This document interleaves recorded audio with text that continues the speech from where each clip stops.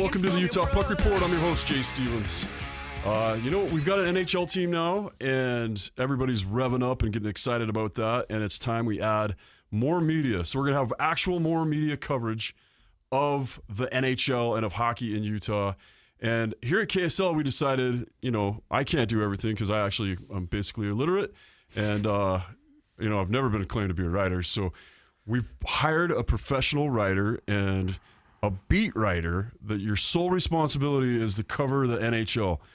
Cole Bagley, welcome to the team. Thanks. Yeah, it's good to be here. So how exciting is this for you? We're going to get into it a little bit about where you're from and everything like this, but just tell me when you found out you had the job, because I know you were at the development camp game, the scrimmage, and you've been around. I've seen you on Facebook and stuff. This has to be amazing for you, right? Yeah, I mean, it's a dream come true. When they announced that the team was coming, it was just pure joy, a little bit of disbelief. Like growing up playing hockey and being a devout follower of the NHL, I never thought that a team was going to be in Salt Lake City. So it was just overwhelming joy when they announced it. But then my second thought was, what are the job opportunities going to be? And so when this one opened up and the opportunity came, I just gave everything I had to get it, and blessed to be in this opportunity and in this seat. Can't wait to get started.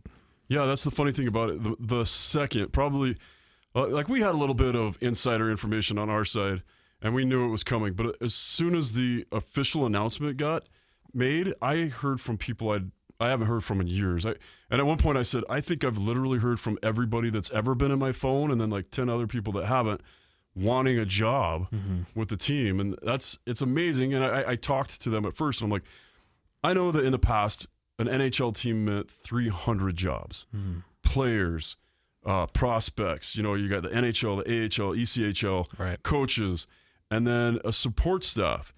And when I was learning all that stuff was when they were bringing in Tampa Bay, they were bringing in Florida, and those teams. And I was 18, 19. I was thinking the other end of it. I'm like, maybe if we dilute the talent pool enough, maybe I can get a job as a hockey player. If there's enough openings where they run out of qualified goalies.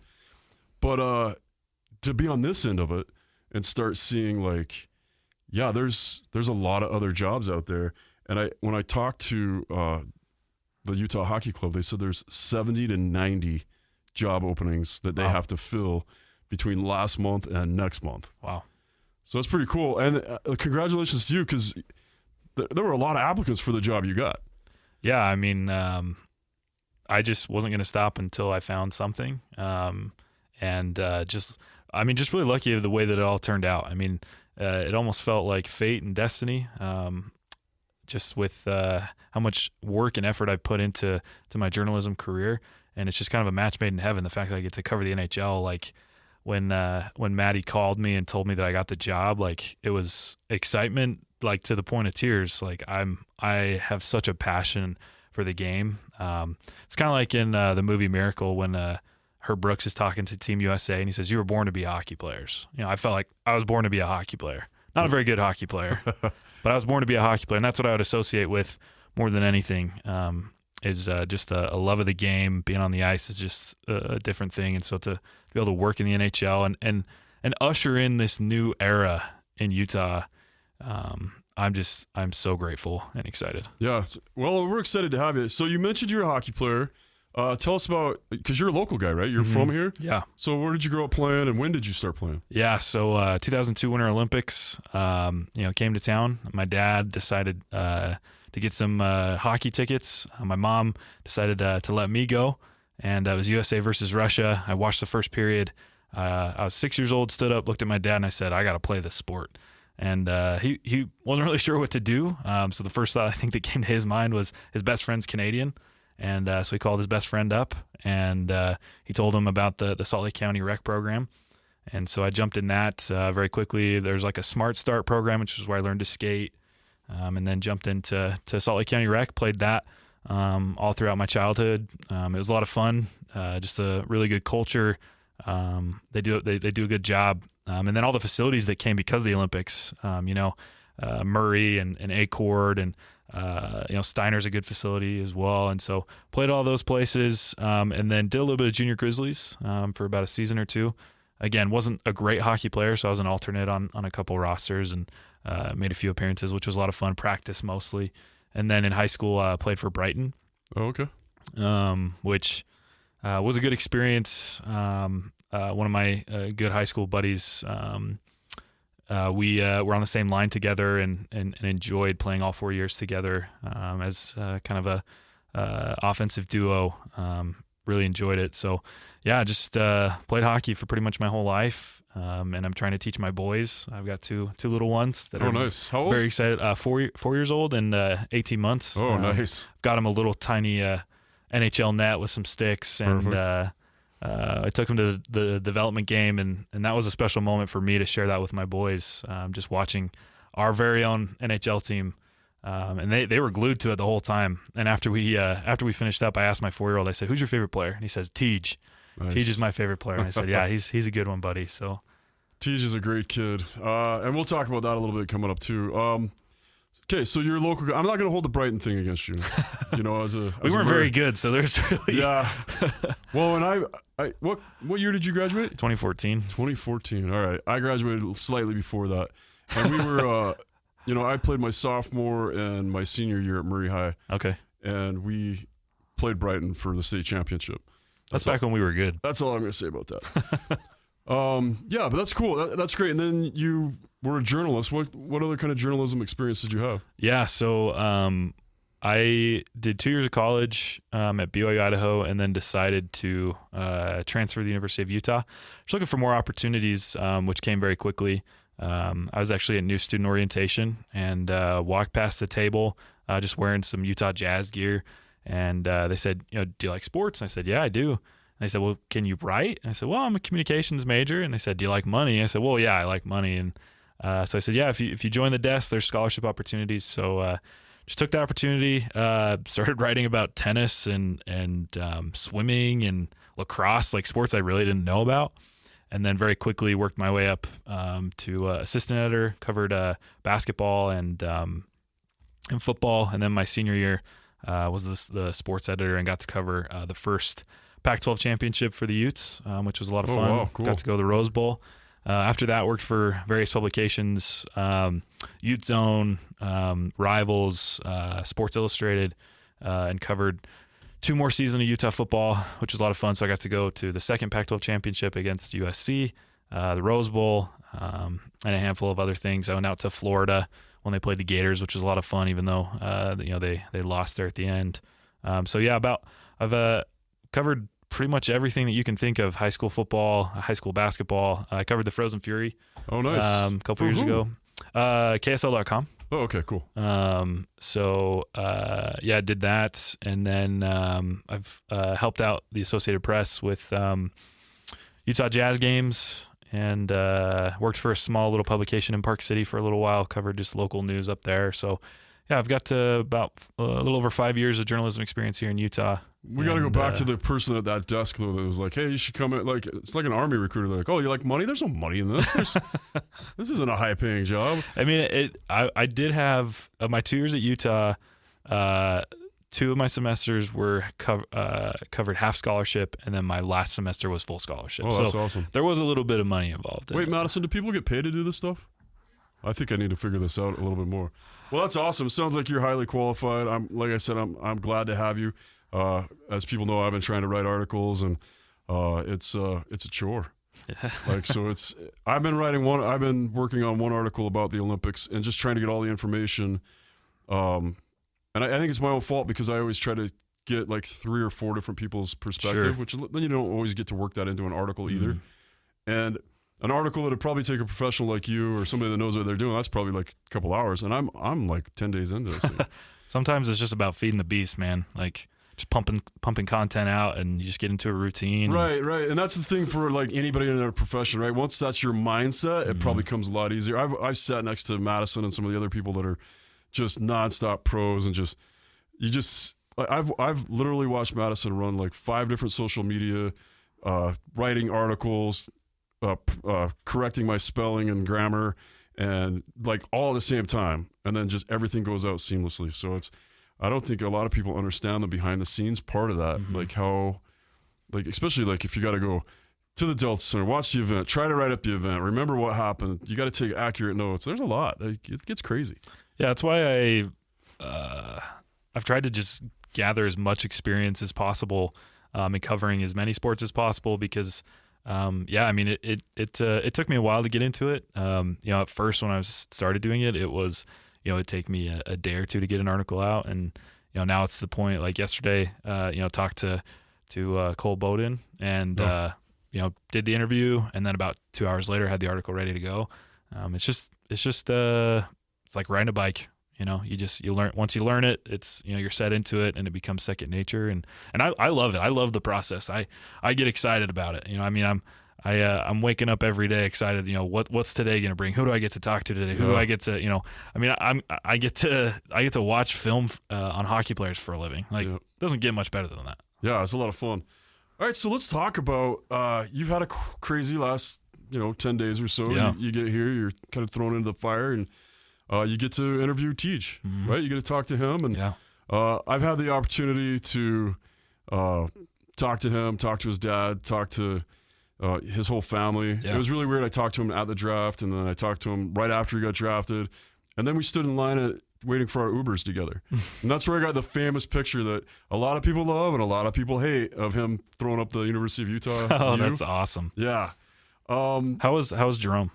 Jerome was very excited and very proud of his son, and I wanted to kind of talk about father-son stuff, and I brought up having them both on the podcast, and he's like, this should all be about him. Yeah, like I'm not even here, and it's cool. He's like, I'll talk to you about whatever, but when it comes to like interviews and stuff like that, just let's just focus. This is his moment. I don't want to steal any of it, and I respect that. That's really cool. And Teej is definitely going to have it's his time. Yeah, he'll always be known as Jerome's son. But it's not going to take away from everything I think it's just like Bart and Brett Hall. I think this is the perfect place for him to get drafted because here I don't think he's going to be really known as Jerome's son. Yeah, throughout the league for the most part, but I think to Utah fans, he's going to be known as Teej. It's not going to be he's this Hall of Famer's son. Yeah, maybe they know that, but I think this is a perfect place for him to really assert himself. 100% clean slate, right? Yeah, and that's cool for a lot of these guys too. Josh Doan is the same thing, right? Because he was really in his father's footsteps. Sure. Because you've got, not only was your dad an NHL Hall of Famer, but he was also playing for the same team you're playing for now. Mm-hmm. And Josh was one of our first guests, and how cool! He's just such a great kid. Yeah. He's so excited about everything. But his experience of growing up in Arizona, playing youth league in Arizona. Yeah. He left to play juniors, then he came back to play college at Arizona State, which wasn't even a thing 5 years ago, right? It was ACHA 5 years ago. And then to be drafted, and then he played college at Mullet Arena, and then played his first pro game at Mullet Arena. That's pretty cool. And then now he gets so you got all of his kind of upbringing, and this will be his first full season in the show. Yeah. Hopefully his first full season. We'll have to wait and see. Right. So, and then you also got, you mentioned you guys talked to Cole. What do you think of that kid? I really like his game too. I think Utah did really, really well in the draft. These are two really talented young prospects that I think will get to the league fairly quickly. I mean, I don't expect to see them this year, maybe not next, but I think we'll see them, playing for this franchise for years to come. I think they're both excited. Cole had mentioned, he really enjoyed, being in Salt Lake and going up to Park City. I think they went to the Real Salt Lake game, and what stood out to both of them was the reception that they got from the fans in the development game, which I was surprised too. I mean, all of a sudden we've kind of turned into a hockey state, and we have a long ways to go. But the fact that we had 4,000 fans at a development game, that's incredible. Development scrimmage, right? Right. And, most of the guys that are out there playing, you're not going to see them. But, Teej and Cole were out there and they did well. And watch them in the showcase. I was really impressed with Teej. I think he had a good performance. And Cole, too. Just watching the film, Cole's a talented offensive player. But what I like is that he, and we talked about this, he's willing to do whatever. And he's willing to get on the forecheck. He wants to be physical. And he said something that stood out to me. He said, I want to be trusted by the coaches to be out there the last 5 minutes of the game, winning the faceoff, right? I think it's sometimes overlooked at how important forwards can contribute defensively, and so he's got the right mentality. He wants to win in Utah, and teaches the same. He said, "I want to win a Stanley Cup with you in Utah." Yeah. So I heard him say. Yeah, he said that a few times. Those kids, do you get it? They really are media polished. Oh yeah. And they're so good at their conversations, and then it's fun to get a hold of some of the kids that are not really ready to be in front of the media, and then you just get like nice, honest, unpolished answers out of them, and that's a lot of fun too. Yeah. Talking a little bit about the prospects that we have and who's going to make the lineup this year. So there's a lot of pressure, and there's a lot of people in Utah that think, because again, that's such a high pick, and because he's our first ever pick, that he's going to be in the lineup this year. And I think you asked me straight out what I thought, and I don't think so. Yeah. And I don't think so just based on what we've seen last year of this team, and then what we looked at, the moves they made. And we were talking about a little bit before we came on the air here, is that Utah made some serious moves to improve themselves. Yeah. Plus they have kids that they've been developing in the AHL that are ready. The Josh Dones, Carconi that last year was his first season in the NHL, first full season. I'm really excited about Logan Cooley. Logan Cooley there's a lot of expectations on him. Yeah. High pick. They really expect him to be, they really expect him and Clayton Keller to really kind of dominate this year. That's the expectation. What is right? it? Isn't Dylan Gunther? He's pretty young kid too. Yeah. Well, our whole team's young. Yeah. Yeah, they're all super young, and it's this time it's not just because I'm old. It's because we really do have. Yeah. I think the second youngest team in the entire league. Yeah. So I'm excited about it. Even the vets, like Sergachev's only 26. Yeah. And Keller's like 25. Yeah. Like those are your veterans. And those are guys that have been they've been in the NHL for a long time. Like 8 years. Yeah, and it's crazy to think about that, right? It's like been in nearly a decade and you're not even 30. Yeah. Like that's wild. Yeah, and some of these kids they go right into 18 years old, get drafted, and the next year you're playing in the show. Yeah, well, I think for fans that are maybe wondering like, well, why aren't we going to see Tej? And it's a pretty normal thing to get drafted fairly high and then to not suit up for that NHL team yet. Like, unless you are the Connor Bedard or the McDavid, the Crosby, like it takes time. And it's just kind of hockey culture. It's the way that it works, because a lot of these leagues, like these Canadian leagues, WHL, OHL, they do a good job in preparing these guys. But then if it takes another season or two of developing while the NHL team still owns the rights to those players, I think that's more like that's normal. And so, for Utah fans that maybe coming into this and don't understand, and maybe they get to the season, they're like, well, where's Tej Ginla? It's like, he's fine. He's taking his time. Maybe we see him. I don't know what's going to happen. Maybe he wows everybody at rookie camp, and then he makes, he does well at training camp.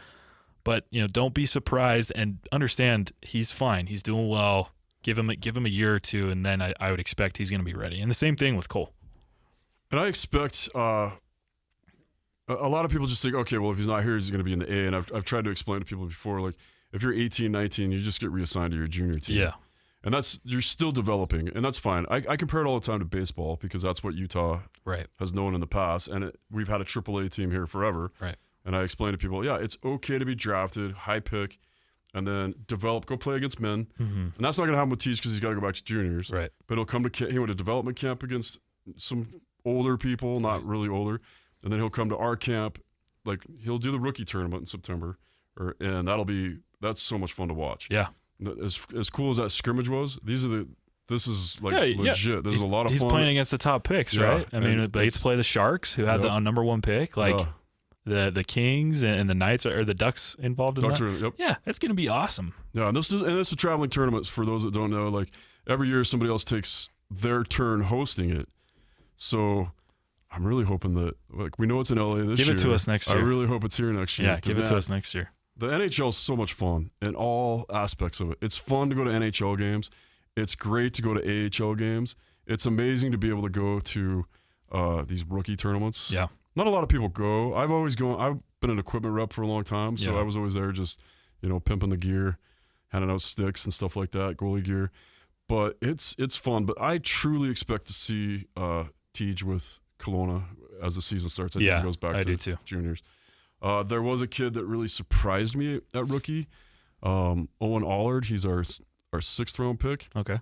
I honestly, when he was being drafted, I was up in a room interviewing one of our other draft picks. I didn't even see him get picked. Mm-hmm. Saw him come through, kind of talked to him for a second. You're like, oh, he's a 6th round pick, whatever. Those guys don't always make the NHL. And then I watched him in development camp, and man, that kid has a spark. What position is he? He's a forward. Okay. He's a crusher. Nice. And he just moves. He's good. So that's I really think, and I tried so hard to get Bear to talk about. Yeah. I'm like, did anybody stand out to you today? Because it was me, Greg Lieb, who played for the Dallas Stars and who's a development guy, a guy named Jack Skilly, who's been on the show a bunch. He also was first round pick by the Chicago Blackhawks a long time ago, and he's a development guy. And we were all sitting up there talking, and I'm like, we all saw him go through a few drills, and I'm like, wow, he's really good at this drill. Yeah. And then we watched the next drill, and I'm like, he's beating everybody to the puck, and nobody can get him off the puck.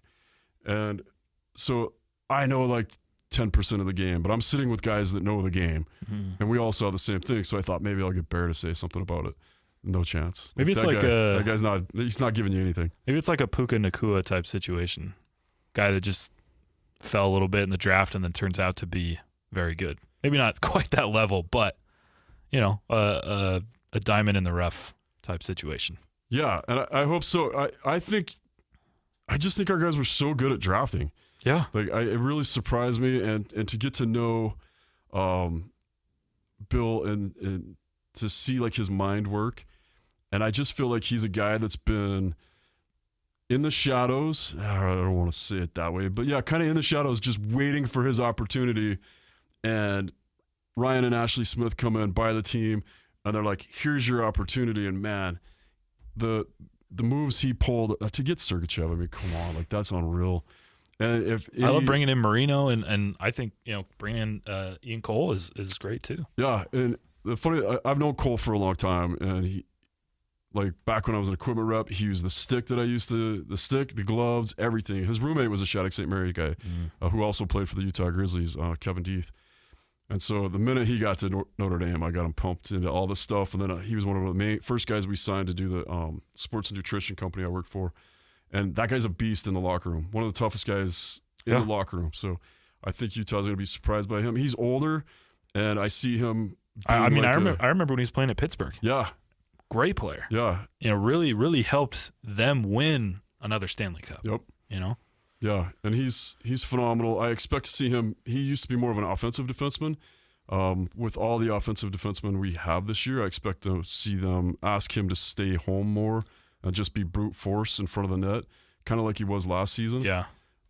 He had a couple really unfortunate games. He was on the ice for all the stuff, all the bad goals against last year, and he had like 2 bounce off him. He's at Vancouver, with the Canucks. So this is going to be a good year for Ian Cole. Well, I like the projection of putting him next to Kesselring. Yeah. I like that because I think, you've got a young defender who's really starting to kind of come into his own, and you can pair him with a veteran like that. Yep.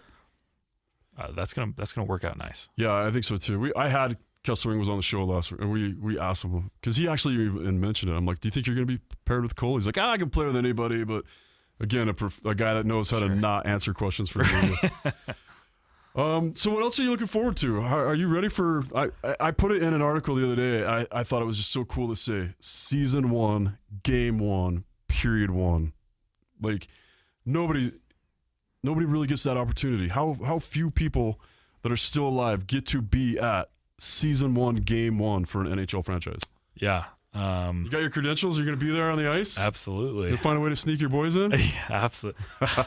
Looked at prices, and it's crazy. I'm lucky that I get in with a credential. Well, you're in broadcast media now. You're making all kinds of money, right? I'm making dozens of dollars over here. Yeah. Just to be like, every game's going to be special, but that opening night is going to be something else. Yeah.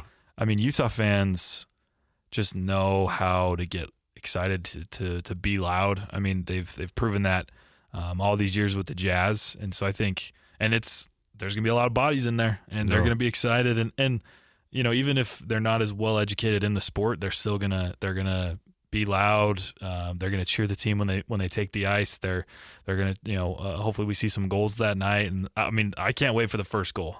I mean, it's just going to be, it's going to be a surreal moment. And so, excited for those types of things. I'm excited for the best hockey talent in the world to be coming to Salt Lake City. Yep. It's and we're starting right off with one of the hottest talents we've heard of in the NHL for a long time with Connor Bedard. Yeah, to watch a young talent that could go down as one of the greats alongside guys like Gretzky and Crosby, McDavid. Like, it's going to be a lot of fun, and I think a lot of people are going to go to these games who are just excited to go because it's the new team, and they're going to walk away and go, "Holy cow, hockey is amazing!" Yep. That's exactly what happened in Vegas. Yeah, and I expect that to happen here, and I think a lot of people became fans because of Vegas, and now they've got their own team. It's just going to be unreal. So you were a hockey fan before. Mm-hmm.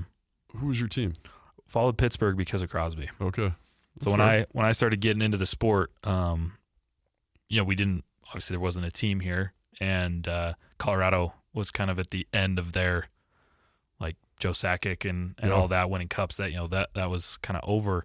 And so we watched the league, and then I had a buddy that I played with who actually came to practice wearing the Winter Classic Penguins jersey, and I said, "What is that?" He said, "Do you know who Crosby is?" I was like, "No, I have no idea who he is." He's like, "You got to watch him." So we started watching him. We watched the Winter Classic. I mean, I remember everything about that game. That 2008 Winter Classic against Buffalo. It's obviously wasn't there, but just watching it on TV, it was absolute blizzard. Yeah. They're having to scrape the ice constantly. And for those who don't know what the Winter Classic is, it's a game that's played outdoors because a lot of these guys, especially in Canada, growing up, up in Minnesota and Michigan and places like that, they're growing up playing on ponds. So that's what the NHL is kind of really trying to recreate here is to play a game which usually is on January 1st in some outdoor stadium. And the first one ever was Pittsburgh Penguins and the Sabres, and it was incredible. Crosby scores the game winner in a penalty shootout. It was just amazing. And so my dad and I just fell in love with Crosby and watched him his whole career. I've got countless Crosby jerseys from when I was just a young kid nice. that I'll pass on, and I've got a lot of recent ones too. He's a really, really awesome guy, a really, really good player, a lot of fun to watch, and that's a moment that I'm excited about. Is I'm definitely going to be making sure I interview Sidney Crosby because he's my childhood hero. Oh yeah, and that's crazy because you're going to get that opportunity. That's one of the cool things about this. The NHL is in Utah, and all these guys are going to be here. Yeah, even if it's not season one, they'll be here. And Pittsburgh does come here, right? Season one, I believe. So. Yeah. Yeah. January 29th. I've had the honor. I was really tight with the Parisi family for a long time, and I got to help Zach Parisi run his charity game. Yeah. I organized and ran that for years. Where is he now? Zach? Yeah. He's going to be at home, just chilling, living the dream in Minnesota. Did he finish with the Wild? No, he finished with Colorado last year. Okay. He joined the team halfway through the year. He'd already retired, and his wife was like, "I think you'd fit in on that team." And he made a phone call, and next thing you know, he's a Colorado Avalanche. But it didn't work out. Like, he really thought it's funny because him and Okposo are really close. They're good friends. They live on the same street. Oh, really? Like this, I've told this story before. Around this lake in Minnesota, you have Kyle Okposo, Suter, Parisi, Drew Stafford, who played in the NHL for a long time. He was with the Sabres for a long time. Yeah. So you have all these guys on basically the same little neighborhood. Right. And at one time, they were all trying to go to the Wild together.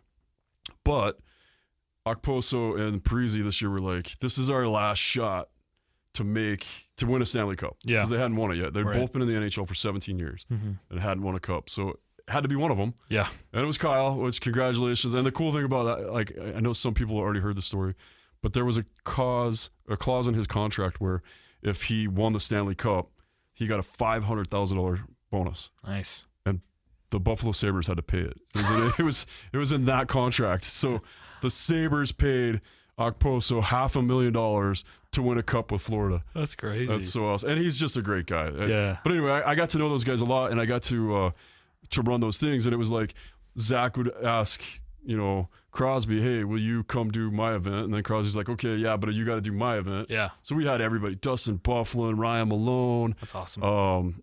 Yeah, and Crosby and his dad were there, and they participated. So it was really cool, and to get to know the Crosby family, they're just class act. Yeah. And they're really cool. Let's see, what else do we have coming up? Do you just cover the NHL, or are you gonna try to write some articles on the Grizzlies or any of the college stuff? I don't know, Maddie. What are we doing? Maddie, is he just NHL? He can do all hockey. He can do all hockey, so that's awesome. It's awesome.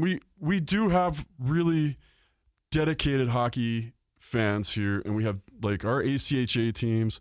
I know we're talking a lot about our club college hockey going to NCAA. And the first question I asked Gary Bettman, I said, hey, I know that the NHL, when they come into an area, they go out and they do a market feasibility study to see if they can help support growth. Like, in what ways can they? And a lot of times that's, can the club hockey teams go NCAA? Yeah. And there's a small school in South Dakota, forgetting the name of it all of a sudden, but there's a small school in North Dakota or South Dakota that just became NCAA Division I. It's their first NCAA Division I program there. Wow. And I mean, I played college in North Dakota at a small junior college there, and we would just drive through South Dakota to get to other places. It always blew my mind that South Dakota didn't have really organized hockey. Yeah. But now they have it, and that's because of the NHL. NHL went in and said, yeah, this market can handle it. NCAA does have a rule that you have to have 5,000 seats. Like your building has to have 5,000 seats, or you have to build one. They kind of allowed South Dakota, who has one of the smallest populations of any U.S. state, right? And they said, you can have 3,200 seats. So that's what they did. They built an arena with 3,200 seats, and now they have NCAA. And now I'm looking at Weber State, who has a rink on campus. And I remember when they built that rink, they said, okay, as hockey grows here, which we plan on it growing because of the Olympics and whatever, this building is built out that you can add a second sheet, which they did, and you can also easily just knock out the back walls and add more seating. Yeah. And actually, you could add, this is what I was told back then, and I played at Weber State the first year they had a team, and they told us, if hockey grows fast enough, we can knock out those back walls, double the seating, so that would put them at 5,000, and even put in another sheet on that back wall. They have the property. They have the structures built that way. Steiner, I remember them saying the same thing. But knowing Steiner and thinking it through in my head, I don't know where they'd add that extra seating. I don't know. They're at 3,000 right now, or 3,500, I think. So maybe there's a way. Anyway, the Olympics came in saying, hey, we know there's going to be growth, so these buildings are built to grow. Yeah. So I can see that happening. Yeah. Well, and I mean, the University of Utah has really taken their program seriously over the last couple of years. I mean, they've had a lot of success. They've got a women's team as well, and I mean, they're beating good clubs. They played Arizona State quite a few times, and they're doing well there. So Utah's got a program, and maybe with Steiner, if they can add some more seats in there, maybe they go Division I. And I mean, Utah State's had a pretty decent program for a while. I don't know. I never played up there, so I don't know what it's a great facility. The Eccles Arena, I love it up there. Really cool, but again, there was some kind of a requirement how close that rink had to be to your campus, and I don't know if that fits in that mold. But I'd love to see all three of those schools go right away. Yeah. In some of the research I've done, though, this will blow your mind. I found out that because now with Title IX, you have to have a men's and a women's team, right? Which is phenomenal. I think it's awesome. And we have more women playing NCAA out of Utah right now than we do men. Wow. But it's about $160 million over 5 years to start a program. But that includes building the arena. All right. And so say that's a big chunk of it. Let's say that's 80 million of it. Yeah.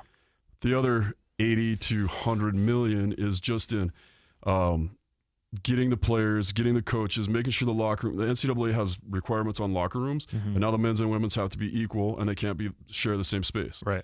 So that's some major costs. Yeah. So when people are, I'm getting a lot of that, so I'm kind of addressing it on this episode, is that a lot of people are asking me about it, and that's what it takes. It takes almost $200 million. Let's just say, because we already have the buildings, let's just say it's $100 million. So you got to have some pretty legit alumni that are going to come through and throw money at it. Yeah. But that's the potential we have here in Utah now as we're growing.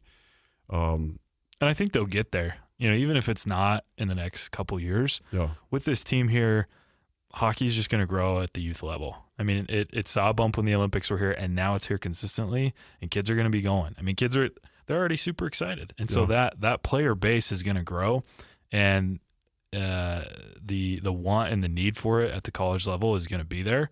And so who knows? Maybe it'll be a couple years, maybe it'll be a decade, but I think they'll get to that point. Yeah, I think so too. And I think with what's going on now, especially with the development of, okay, we're building a rink at Southtown Mall or the Ryan Smith Entertainment Mall, which is going to be phenomenal. I begged them to put in the small 3-on-3 because that's where development is these days. We've really learned, if you want to be Connor Bedard, if you want to be Connor McDavid, you got to learn how to stick handle in a phone booth and have the small area to practice in. Yep. And then it's also amazing for little kids to grow up playing on that. But as we grow and as we keep building these rinks, we're gonna sell them out. We have more and more kids that are interested, and that's Ryan and Ashley Smith have said several times. They have 70,000 junior Jazz players. They want 70,000 junior Yeti or whatever we're gonna call. Pretty sure it's gonna be Yeti. What do you want it to be? Outlaws is my favorite. Yeah. Just because it has, there's no Yeti lore in Utah. Yeah. But there's lots of, there were lots of outlaws who came through in the Old West, and you could call the arena the barn or something, something like that. I think it's cool. I think Mammoth is cool. Yeti's great. If that's what they go with, I'm not going to be upset. But I think you're right because look at the colors. Yeah. You're not going to make... It works with Mammoth too, though. Yeah, it does. It doesn't really work with Outlaws. But just based off what members of the organization have been saying, players, what seems to be the popular vote, I can't see them picking anything but Yeti. And Madison, that's great. Madison, where do you stand these days? What do you think? Yeti. I think it rolls off, but one thing about Yeti is it rolls off the tongue really nice. Utah Yeti. Well, yeah, it does. And have you seen the artwork? I'm sure you've seen, there's so much artwork out there, but have you seen the one that has the University of Utah U and the BYU Y and Utah Yeti? I thought that was kind of cool. I know that won't be it, but I just thought that was cool, and that could be, a little, that's something for everybody. Somebody could make those jerseys and sell them. I'd wear one that had that U and that Y. Yeah. And my wife's a BYU grad. I'm a Weber State grad, but I did get some education at the U. But yeah, anyway, they're trying to grow that whole program. We're trying to have that much youth. And so I could see if we went NCAA now, or let's say we go NCAA in 5 years, and we bring in a bunch of Canadians and Minnesotans and North Dakotans and some kids from Boston or whatever, and we make those clubs good. I could see that in 10 years from now, we're going to have a team, say it's the University of Utah. No, I'm going to say it's Weber State. Let's say Weber State goes NCAA Division I first. You could have basically an entire roster in 10 years of Utah players. Yeah. And you can start having that in the ECHL level.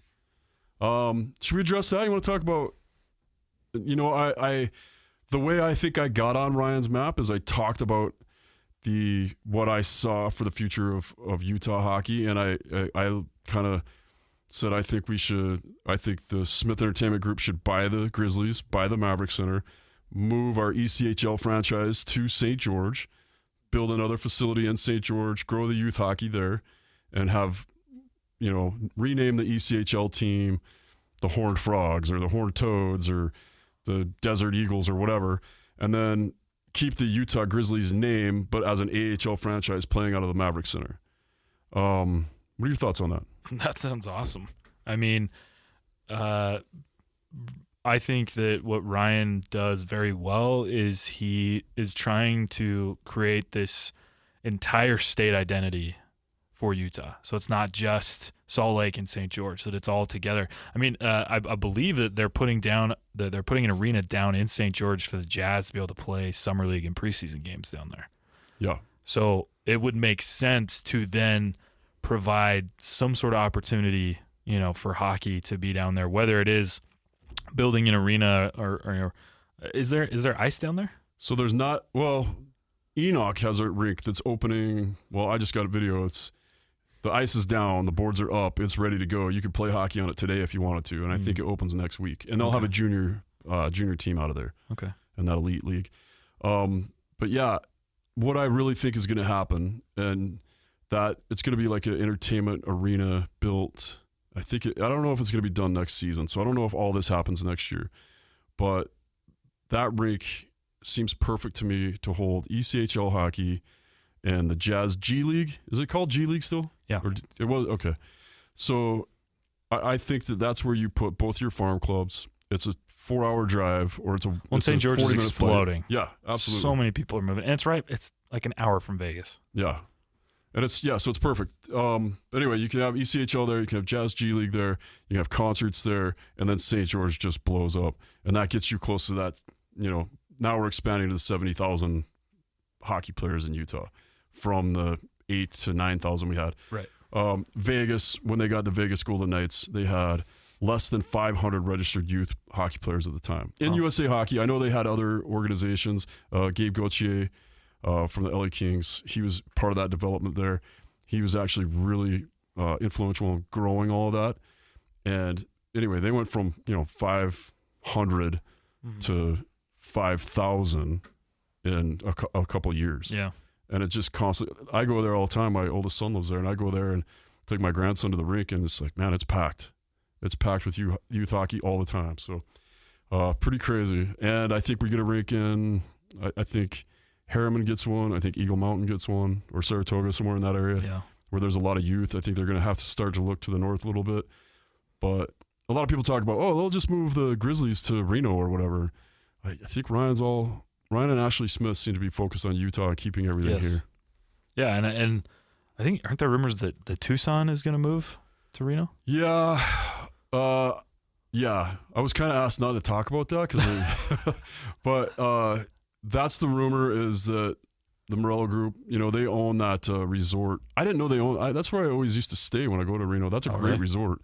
But it's got a little beach. It's got a movie. When my kids were younger, I'd go to a concert there. Like, I'm a huge Tesla fan. Oh, yeah. And they play at that casino every year. So I'd go there, and it has a beach and a movie theater and a bowling alley. So it's perfect to take your kids, wear them out, and then go downstairs and watch Tesla. There you go.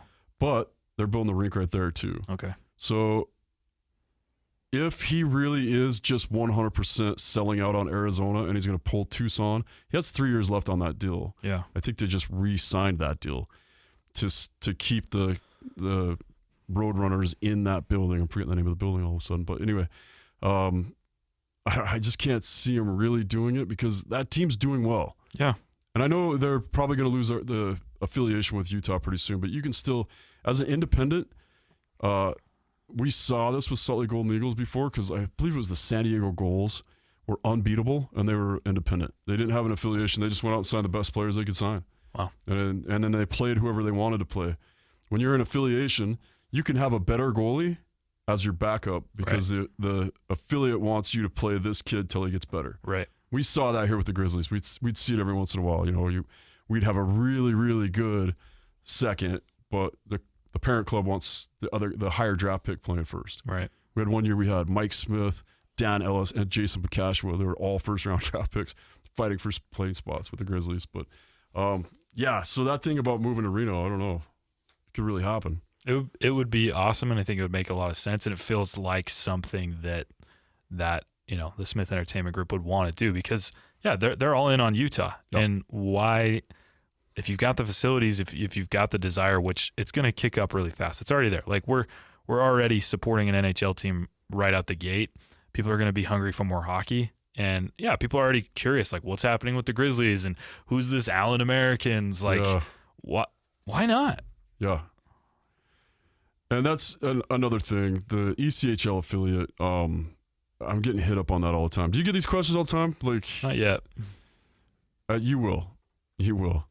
And I honestly spend a lot of time replying to emails about, or, mostly it's Facebook messages or whatever, people wanting to know, why did they sign with Allen and not the Grizzlies? Well, the Grizzlies had just signed last year. With Colorado. They had just re-upped their contract for a 4-year extension. So they're already 1 year into the 4-year. Right, 3 left. So you'll have this year, and then the second 2 are an option. Mm-hmm. That being said, those deals get broken all the time. When things move around, things get broken. So we just needed a place to put a goalie and a few players. Typically, the ECHL, the affiliate with the NHL team, gets them a goalie and like 5 or 6 guys that weren't going to make the AHL team that just needed more time, but had aged out of juniors. Mm-hmm. And that's where the Grizzlies have been phenomenal at, and that's why they've been good for so long. The Avalanche are stacked. Trent Miner, that kid should have never been in the East Coast League, but the Avalanche are so stacked with goaltenders that the Utah Grizzlies got this phenomenal goaltender who comes in and breaks, all the records. Grizzlies have been around for 20 plus years. Like I said, we had Mike Smith, Jason Bakash. We've had real NHL all-star goaltenders here. Yeah. And Trent Miner comes in and breaks all our records. Right. Sets down a new shutout record. And that's what we're hoping. That's what you can hope for as an ECHL team, is that your goaltender's phenomenal. All right. Well, we have a lot to talk about. So we'll have to have you on the show a few more times. I love doing the interviews. I love interviewing and getting to know the players. But I also think it's important to let's just talk about all the stuff people are talking about. Yeah. I'll go out, do some research. You go out, do some research. We'll come back and we'll fill everybody in on what's going on in hockey. Sounds good. Yeah. I mean, there's a lot coming up with rookie camp. Hopefully that's what I really want people to start understanding. It's not just this NHL season. Like, that's not the only thing that you should be paying attention to. Obviously, it's the forefront, but there's a lot going on behind the scenes. There's a lot going on in these prospects and development that is very exciting. It's like fall camp with college football. No, it's like the summer league for the Utah Jazz. Like, here are these things. Get excited about them and start paying attention because it's a lot of fun. It is a lot of fun, and there's a lot to watch. And for a lot of Utah fans, they're only clinging to the names they know at first. So they knew Spicy Tuna. Now they know Tej and Cole. But for you hockey fans that are new to being a Utah hockey fan, take a second and Google Clayton Keller. Go to YouTube and pull up some Clayton Keller or some Logan Cooley highlights, and you're going to see, like, this is going to be an amazing year. All right, read my get to know yous, because that's all that stuff is in there. Yeah, perfect. And that's what I've been doing with these interviews too. What do you got? You got a Twitter handle? I guess it's not called Twitter anymore. You got X. Let's get people emailing you some questions. What's your? Yeah, just follow me on Twitter. Bagley KSL Sports. Made that username switch. Nice. So it's a little bit easier to find me. Oh, you can do that. You can change your name. Yeah. Oh, I think I need to change. You need to get on that. Yeah, mine's my paramedic nickname, and that's not probably socially acceptable. Yeah, so hit me up, send me a DM. Like, I want to help people learn the game. I want to help people understand, go to a hockey game and not just be excited about the fights. Be excited about, the dangle that Clayton Keller put on, the incredible sauce pass that, Cooley had, or, the bar down, goal that Sergeyev hit from the point, And I'm saying these terms to hopefully get people to go, well, what does that mean? Yeah, we actually did a little thing where we went through all the names. It was pretty fun, or all the hockey terms. Okay, well, Cole, it's exciting. I'm excited to have you as part of the team. I think it's going to be fun. I think we're going to be able to inform and entertain and engage a lot of people. You go out and do all the work, and then we'll just come through and we'll talk about it. Sounds good. All right, that's why I'm here. Sounds perfect. All right, and that is the Utah Puck Report. I want to give a special thanks to Chipman Roofing. These are hockey people supporting the hockey community. It's Chipman Roofing. For all your roofing needs, just check out chipmanroofing.com. And if you like what you hear on the podcast, please leave a review, leave a rating. Wherever you listen to your podcast, make sure you give us a rating. Like to check out KSLSports.com as well. There's going to be more hockey on there. As more hockey comes up, it's going to be always right there, KSLSports.com. Big thanks to Madison Miller for putting up with us and making this thing work.